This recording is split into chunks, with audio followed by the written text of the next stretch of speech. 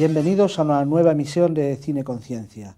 Hoy nos acompaña en el estudio Manuel Serrano, que es el director de contenidos de New Atlantic, una productora española que en solo 7 años ha conseguido convertirse en una de las más importantes de nuestro país y que sus producciones empiezan a ser reconocidas en toda Europa y en todo el mundo, como veremos a lo largo del programa. Bienvenido, Manuel. Gracias.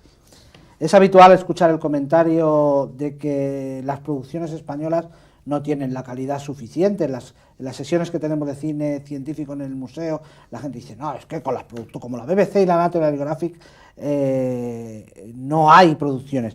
Bueno, yo creo que a lo largo del programa de hoy podremos comprobar cómo con unos presupuestos un poquito más cortos que los que utilizan ellos, se pueden hacer producciones como las que hacéis vosotros. Pero cuéntanos, ¿cómo se pone en marcha New Atlantics? New Atlantis es un reto de un grupo de profesionales que veníamos prácticamente todos de televisión española, de la televisión pionera en España, como es lógico, y en esta productora nosotros intentamos profesionalizar un sector como el del documental, que estaba poco estructurado desde el punto de vista empresarial. Se trata no ya de hacer documentales de forma voluntarista, sino de hacerlos con destino al mercado, con destino a la exportación y con destino a la emisión dentro de España. Es decir, un intento de poner el mundo documental a la altura del cine de ficción, es decir, que tantos éxitos ha tenido tanto dentro de España como fuera de ella. Sí, y este es el reto. Bueno, y una vez puesta en marcha el equipo, una vez las cosas funcionando, el problema más grave que os encontráis es cómo rentabilizar este esfuerzo. ¿Cómo ves el mercado del documental ahora mismo en el mundo? Bien, en el mundo, el mercado del documental es un mercado muy interesante porque han aumentado los lugares de exhibición, que ya no solo son cine y la televisión, sino la importancia del DVD, es decir, la importancia del mundo a través de todo el mundo digital para la difusión del documental es trascendental. Pero en España vivimos una paradójica situación con respecto al documental. El documental está de moda. Es decir, no hay más que leer los periódicos, no hay más que ver la televisión, no hay más que ver las declaraciones de la gente profesional para entender que el documental, es decir, ahora mismo, es un género en alza en España. Pero, en cambio, hay que decir que el mercado comercial para el documental dentro de España es muy limitado y eso lastra gravemente las posibilidades de desarrollo de nuestro documental. Voy a poner una cifra, un ejemplo. En España es prácticamente imposible amortizar más del 50% del coste de un documental en el mercado interior. En los grandes países europeos, Inglaterra, Alemania, Francia, Italia, es decir, se amortiza en el mercado interior aproximadamente el 80% del documental. Esto te permite amortizar esta cantidad del 80%, estar en condiciones de competir en el exterior muy fuerte, de forma muy fuerte. La BBC tiene éxito en todo el mundo, es decir, no solo por la extraordinaria calidad de sus documentales y su tradición, no solo por los elevados presupuestos que tiene, es decir, que son a veces 10, 12 y 14 veces superiores a los presupuestos que manejamos nosotros, sino sobre todo por un mercado interior que le permite amortizar sus costes y por lo tanto exportar de forma muy barata y por lo tanto penetrar prácticamente en todos los mercados en competencia con productos con menos presupuesto. Esa es la situación real. Me gustaría que nuestros amigos del otro lado del charco nos contaran en nuestro correo electrónico cuál es la situación en cada uno de los países, para tener un poco más de idea. Abundando en este comentario, fue curioso que a la vuelta del jurado de la Bienal de Cine Científico de Zaragoza, vimos Mimetic proyectada allí, una de vuestras producciones. ¿Realmente nos vamos a quedar reducidos a poder ver en España en los aviones y en los trenes los documentales? Bueno, esperemos que no. Pero no dejan de ser mercados interesantes. Uno de nuestros retos desde el primer momento fue diversificar la comercialización. Y para diversificar la comercialización hay que utilizar todo tipo de soportes. El soporte del tren, el soporte del avión, el soporte de los autobuses, es decir, que también es importante, supone, aunque no sean grandes cifras, un apoyo a la amortización del producto y una difusión del producto que es muy importante. Más el documental, por sus diversas duraciones, 25 minutos, 50 minutos, 70 minutos, 80 minutos, llega a trayectos, sobre todo en tren de alta velocidad, es decir, que no puede una película convencional. Eso es una ventaja. Ocurre también en los aviones. Es una ventaja como complemento, etcétera. Y entonces, aunque es un mundo realmente complejo, es decir, es muy interesante de desarrollar. Como también es interesante desarrollar para el documental otro mercado que muchas veces se desprecia, que es el mercado de instituciones educativas, que pueden pagar cantidades muy pequeñas de dinero, pero que sin embargo, es decir, son importantes, no tanto económicamente, sino por lo que supone de semillero de creación de futuros espectadores de documentales. Como veis, amigos, New Atlantic tiene casi todo pensado, pero seguro que lo que queréis es ver estas imágenes que estamos diciendo que ellos saben y pueden hacer. Vamos a ver un resumen de algunos de sus trabajos. Aproximarse a la realidad y describirla objetivamente exige algo más que buena voluntad. Exige medios, dedicación exclusiva y un equipo humano entregado por entero a la labor de traducir el mundo para que sea entendido por la sociedad. En New Atlantis llevamos 6 años enfrentando esta misión día a día y podemos decir que lo hemos hecho con éxito. Hoy, New Atlantis es liderazgo. Desde su fundación, New Atlantis nació con una clara vocación por liderar el sector documental en el mapa audiovisual español. Y en el presente, no cabe duda de que nos hemos convertido en una compañía de referencia en nuestro ámbito. New Atlantis significa especialización en el género documental. Pero también significa universalización temática, diversidad de géneros, exhibición cinematográfica y formatos divulgativos para programas de éxito en televisión.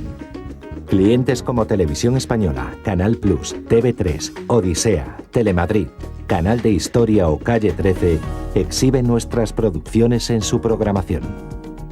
New Atlantis es catálogo. Series, unitarios, reportajes de investigación, ciencia, naturaleza. Más de 50 horas de producto editado al año nos ha proporcionado un catálogo de 300 horas de duración y un archivo de miles de horas de rodaje. Nuestras producciones se comercializan indistintamente dentro y fuera de nuestras fronteras porque New Atlantis es proyección exterior. New Atlantis Distribution gestiona nuestra presencia en el mercado internacional a través de eventos tan importantes como MIP o MIPCON y en la programación de PBS, France 5, Discovery Channel, Buenavista Home Video, RTP, National Geographic, Arte, RAI. Operar en tantos escenarios al mismo tiempo exige un alto nivel de coordinación y conocimiento.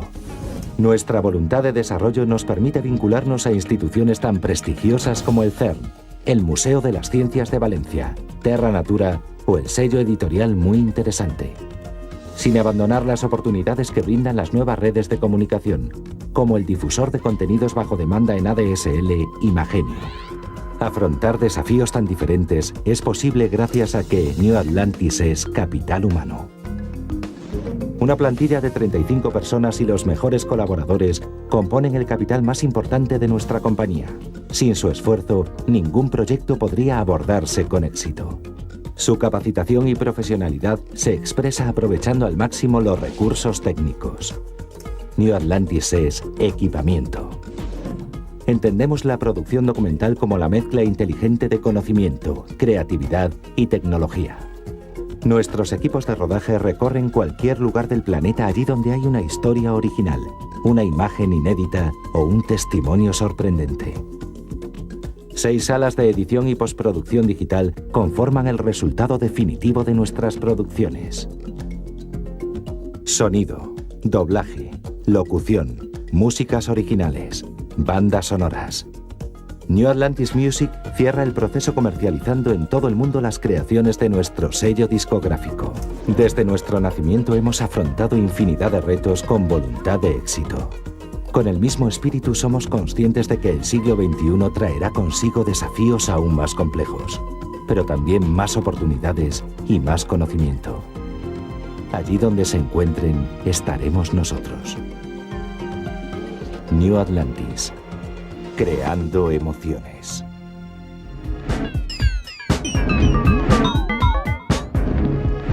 New Atlantis es una compañía dedicada a la realización de documentales educativos en alta definición, abarcando muchos temas, pero cuéntanos, ¿qué temas tratáis? Empezamos con 3 temas fundamentales, que son naturaleza, desde el punto de vista de defensa de la naturaleza, lógicamente, antropología y ciencia. Es decir, estos fueron los inicios de New Atlantis. Luego hemos ampliado también a documentales de carácter histórico y a documentales de carácter social, a una serie, sobre todo a través de una serie que se llama Contrastes, que intenta tratar la problemática o los problemas de la sociedad actual y de una sociedad básicamente como la española. Según nos contáis, 4.000 horas de archivo, 50 horas anuales nuevas de grabación.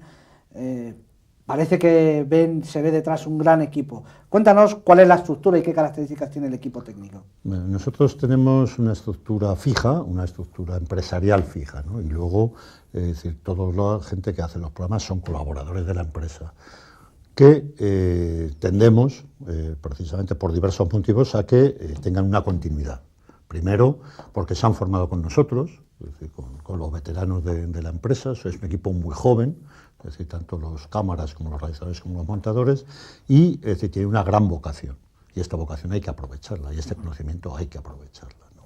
Entonces, para nosotros, es decir, esa estructura, es decir, la estructura empresarial piensa los temas, selecciona los proyectos, los habla, es decir, con la estructura productiva, y los ponen en marcha, y cada uno, es decir, por series determinadas o en algunos casos unitarios especiales. Es decir, este es el sistema. Es decir, una estructura que piensa y decide, es decir, y un sistema productivo, es decir, de gente joven y muy preparada, es decir, que ejecuta y que realiza, y que son los auténticos creadores de los programas luego. Claro.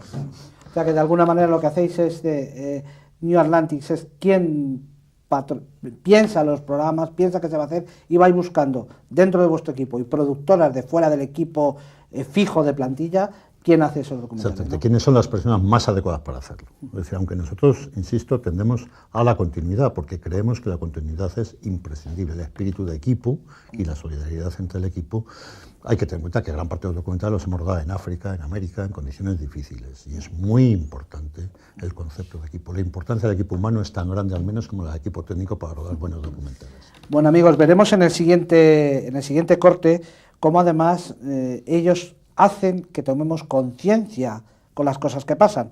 Vamos a ver un documental que se llama La Sexta Extinción y que nos habla de la evolución de las especies, pero nos cuestiona hasta qué punto la raza humana, la raza dominante, está colaborando en nuestra propia extinción.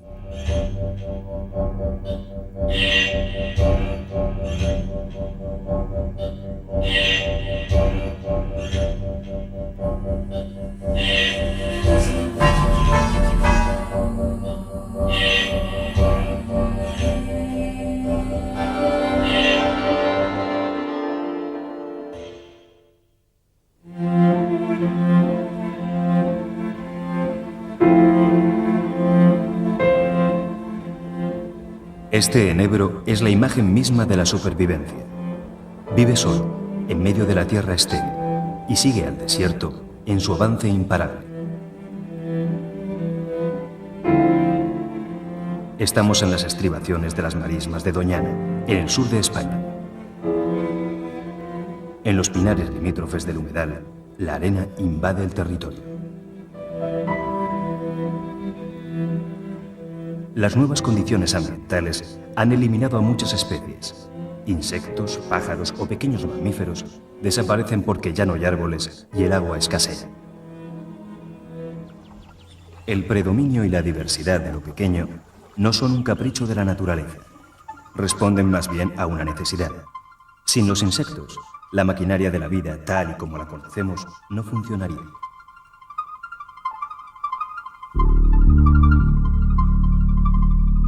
Ellos limpian los ecosistemas de restos biológicos, oxigenan los suelos y sirven de alimento a centenares de especies de pájaros, reptiles o mamíferos.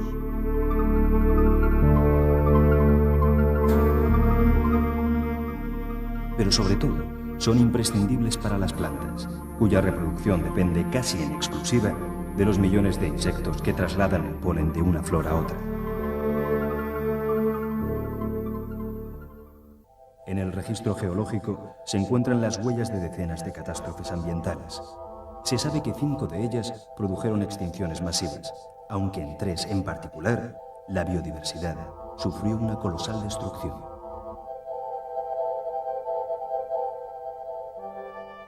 La primera gran extinción tuvo lugar hace 440 millones de años, durante el periodo Ordovícico. Hizo desaparecer a más de la mitad de las especies. Fue el fin de la primera fase de la diversificación de la vida, y los investigadores creen que se produjo como consecuencia de un enorme enfriamiento del clima terrestre. 200 millones de años después, durante el periodo Pérmico, se produjo la más mortífera de todas las extinciones conocidas. Se llevó por delante al 54% de las familias y el 96% de las especies marinas, destruyendo así la gran fábrica biológica de los océanos. Desaparecieron los trilobites, al igual que muchos insectos y todos los corales de la época. Esta extinción, sin embargo, determinó una nueva diversidad en la que la tierra firme sería el elemento novedoso. No tardarían mucho en llegar los dinosaurios. Finalmente, hace 65 millones de años, se produjo la extinción más conocida de todas, la del Cretácico, en la que desaparecieron los dinosaurios y por la que los mamíferos encontraron el camino libre para su diversificación y dominio de la Tierra.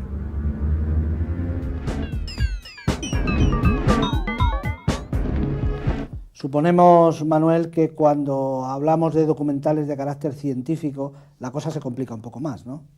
Sí. El documental de carácter científico es un reto fuerte. En primer lugar, para nosotros mismos, que lo primero que tenemos que hacer, que no somos científicos de formación, ¿no? Que lo primero que tenemos que hacer es estudiar para entender nosotros aquello, es decir, que queremos expresar en un documental, en unas películas o en una serie, ¿no?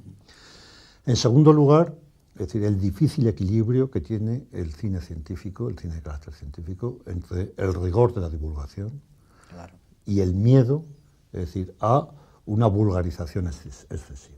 Entonces, en este equilibrio, en el ser capaces de explicar con rigor, pero con claridad, es decir, los conceptos científicos, es lo que tenemos que luchar. Tengo que decir que, afortunadamente, la mayor parte de los científicos son ya conscientes de la importancia de la divulgación científica a través del cine y de la televisión, y que son personas que colaboran extraordinariamente, es decir, y obedecen las indicaciones necesarias para conseguir documentales con rigor, pero con claridad. Supongo yo que además en algún momento del proceso habrá algún científico o científicos relacionados. Siempre, es decir, nosotros normalmente la confección de los programas lo hacemos con divulgadores científicos, pero nosotros, es decir, hemos tenido siempre, es decir, contacto con el Consejo Superior de Investigaciones Científicas y con distintas instituciones de carácter científico, ¿no? De hecho, una de las cosas que más orgullosos nos sentimos, es decir, por este rigor, fue el que nos encargara el CER, el Centro de Altas Energías de Ginebra, es decir, el documental para, es decir, celebrar su 50 aniversario. Entre todas las empresas europeas, elegir una empresa española. Y lo hicimos un documental en español, en francés, en inglés y en alemán, es decir, precisamente, es decir, por nuestra experiencia en el contacto con científicos. De eso estamos orgullosos. Yo creo que es posible dar una vuelta de tuerca más, y es en los documentales científicos divulgativos de naturaleza.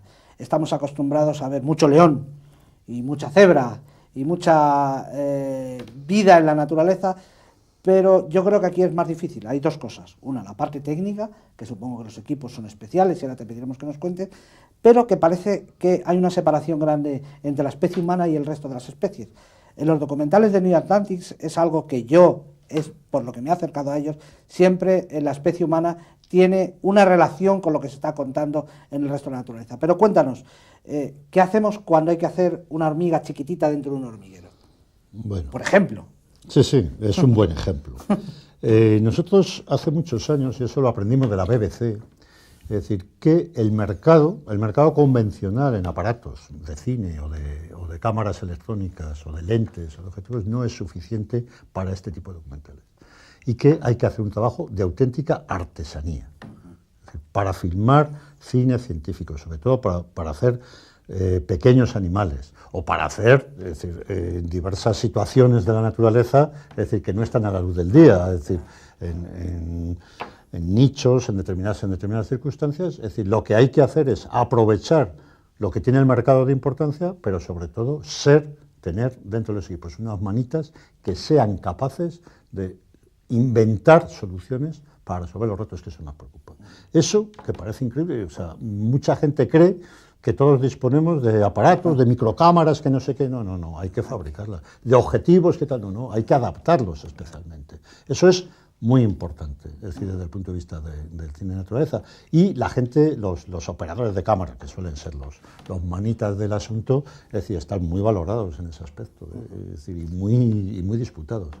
Hay una cosa que me llama la atención, hay productoras que trabajan por encargo, vosotros no, vosotros arriesgáis el hacer un documental y ver después qué pasa. ¿Cómo hacéis esto? Porque el dinero no llueve del cielo. Nosotros tuvimos claro desde el principio, y el presidente de nuestra empresa lo tuvo claro, que trabajar al servicio de las emisoras de televisión es prácticamente trabajar a salario y que eso no genera masa crítica dentro de una productora. Que hay que arriesgar y ser los propietarios de los derechos, porque quien financia una producción es el que tiene los derechos y por lo tanto es el que disfruta de los posibles beneficios. Entonces, para nosotros hubiera sido relativamente sencillo haber intentado, como muchas otras, como algunas productoras, es decir, depender mucho de las televisiones. Pero desde el primer momento decidimos que no. Nosotros producimos, buscamos la financiación, o sea, a través de alianzas empresariales, a través de preventas en los mercados internacionales, a través de mucho trabajo, es decir, de nuestros comerciales, pero los propietarios de nuestro material somos nosotros.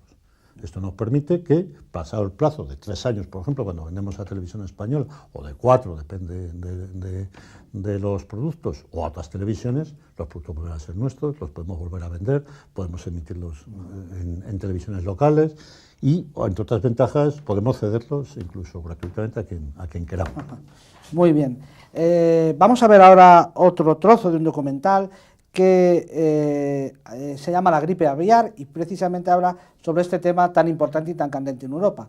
Si recordáis, no sé si fue en nuestro segundo o tercer programa, os presentamos el festival MIFESciences de La Habana, que era un certamen de cine científico que se ha realizado el mes pasado en La Habana y donde esta película obtuvo el primer premio. Vamos a verla.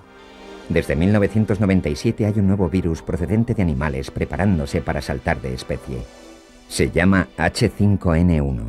Es una influenza, un virus de gripe aviar. Anuncia desde el continente asiático una llegada con virulencia. Y a pesar de la enorme distancia que los separa, le están esperando aquí, en Montana, en Estados Unidos, en unos laboratorios enclavados en las montañas rocosas. La mayoría de estos virus vive en un animal sin provocar enfermedad. H5N1 utiliza a las aves acuáticas silvestres. En ellas se multiplica, desarrollando cambios en su forma que le pueden permitir saltar del animal en el que se encuentra para infectar a otra especie. Puede ser a otro animal o al ser humano. Es un salto de especie y un virus puede hacerlo sin previo aviso. Hasta ahora, H5N1 está cumpliendo paso a paso lo que han hecho otros virus de gripe nuevos cuando han creado una pandemia.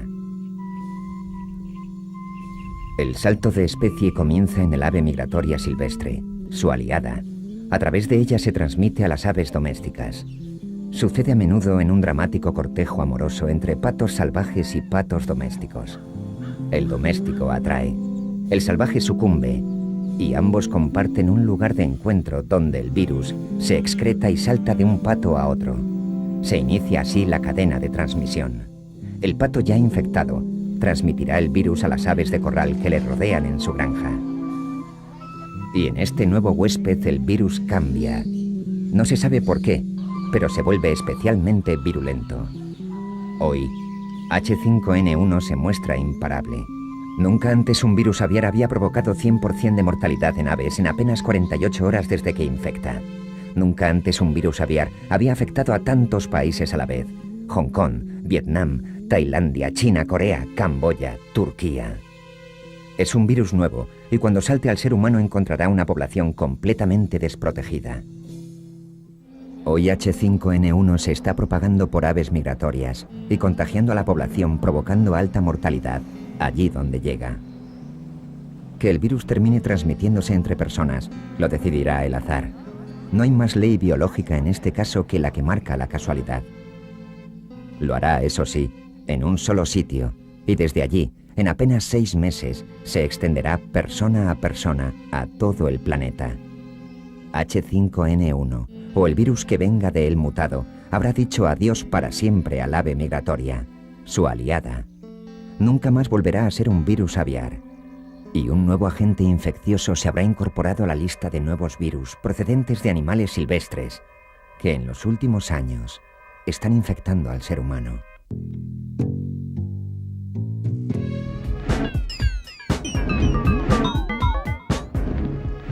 Entrando en la recta final de nuestro programa de hoy, sería bueno conocer todos los premios internacionales que ha obtenido New Atlantis en los últimos años. De hecho, nosotros os conocimos un poco más de cerca al obtener el primer premio en Telenatura 2005. ¿Por qué no nos hablas un poquito, con un poquito de humildad, de los premios que habéis recibido? No, con total humildad, ¿no? Recibir un premio es siempre un aliciente, ¿no?, para cualquier trabajador de los medios audiovisuales, y se agradecen extraordinariamente, ¿no?, porque uno de los problemas que presenta normalmente la televisión es la dificultad del feedback, la dificultad de recibir, es decir, cómo lo han visto los espectadores y qué impresión ha causado. Ahora, a través de correos electrónicos, algunos espectadores lo hacen, ¿no? Los premios, es decir, son un reconocimiento de gente, además de jurados a los que siempre respetamos, porque siempre son profesionales o de un campo o de otro, ¿no? Nosotros, aparte del de Telenatura, estamos especialmente satisfechos de que conseguimos en Nueva York con Mantis, en un festival muy competitivo y que además es prácticamente la primera vez que un documental español pelea con la BBC, con National Geographic, con Discovery, etcétera, y consigue un gran premio, ¿no? También la serie de Ciencia Futuro, es decir, ha tenido, es decir, muy buenos resultados en premios, una serie muy elaborada, ¿no? Tuvimos un premio de cine científico también para Mimetic, Cerebro, es decir, que es un documental de los más difíciles que hemos hecho y de los más complicados de realizar por la infografía y por los conceptos, y sobre todo porque el cerebro, ¿cómo explicar lo que es el cerebro? Eso era, los científicos que nos apoyaban nos decían que estábamos un poco locos, ¿no?, es decir, de cómo explicar el cerebro, ¿no? Y eso, en cambio, ha tenido una gran repercusión en premios que para nosotros ha sido altamente satisfactorio. Como veis, amigos, cuando os decimos que hay que mover las producciones, por pequeñas que sean y por modestas que sean, recordar que en la página web de la Asociación Española de Cine Científico tenéis una relación de certámenes donde podéis y debéis mandar vuestras películas. Nos lo dicen los expertos. Manuel, antes de despedirnos, dinos muy brevemente la película que vamos a ver a continuación, que son de esas que nos habéis dejado porque sois vosotros los dueños, para que se pueda ver en toda Iberoamérica. Cuéntanos un poquito de Mimetic. Bueno, Mimetic es un intento de hacer un cine científico que integre la naturaleza y al ser humano como parte de esa naturaleza, es decir, como una especie, es decir, dentro del gran abanico de la vida, ¿no?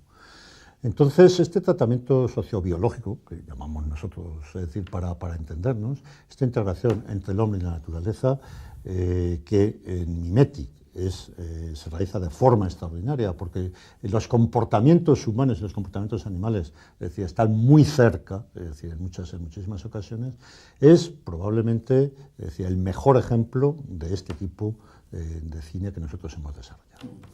Bueno, pues vamos a ir cerrando y me vais a permitir que lea uno de los textos que define a vuestra empresa. Según vosotros, dice: desde nuestro nacimiento hemos afrontado infinidad de retos con voluntad de éxito. Con el mismo espíritu, somos conscientes de que el siglo XXI traerá consigo retos aún más complejos y peligrosos, también más oportunidades y más conocimiento. Cine Conciencia quiere felicitaros por esta labor, quiere felicitaros por este empuje y además por estar tan cerca de los grandes. Muchas gracias, Manuel, por habernos acompañado hoy. Gracias a vosotros por vuestra invitación. Y una vez más a todos vosotros, recordaros nuestro correo electrónico donde esperamos vuestras noticias sobre el cine y sobre la ciencia.